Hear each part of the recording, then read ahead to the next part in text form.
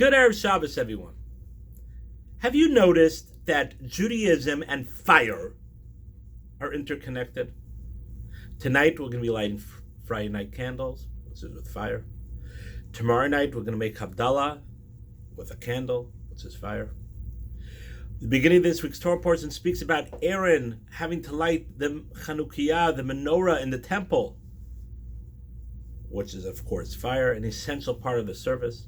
We have the holiday of Hanukkah, which is lighting the menorah, which is fire. There's many other connections to fire. The question is, what is the connection between Judaism and fire? So there's many different ideas, and maybe another time we'll talk about others, but I had an inspiration from this week's Torah portion. The end of this week's Torah portion talks about Moshe, the leader of the Jewish people, asking God to take some of the burden off his shoulders. Anybody involved in community work could understand that.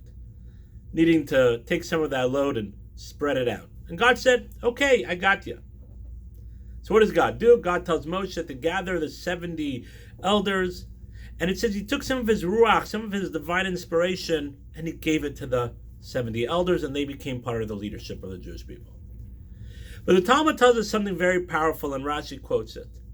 The Talmud says that when God took some of the ruach, some of that inspiration from Moshe, of course Moshe didn't lose anything.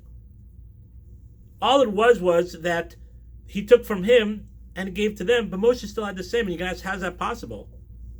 And the Talmud gives us an example of a candle. You have one candle in a room. You want to make it a little brighter. So you take other candles and you light it from that candle. Did you diminish any of the fire, any of the light that's coming from that one candle? No.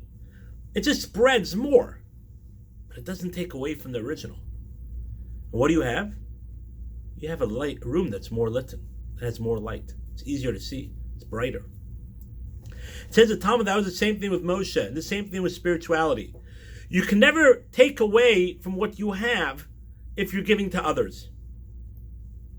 By spreading the love of Judaism, by doing more for other people, by teaching and educating, giving more tzedakah, doing what is right, you're not going to take away anything from yourself. All you're going to do is make the room brighter for yourself because you're giving other people the opportunity to grow.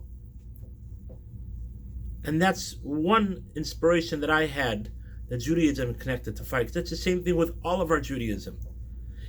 The same thing with any mitzvah that we do. Every time we do a mitzvah, we inspire other people. We give to other people. We make sure there's opportunities for other people to grow. We're not taking away from ourselves. On the contrary, we're the ones that are going to gain because the room is going to be a brighter room.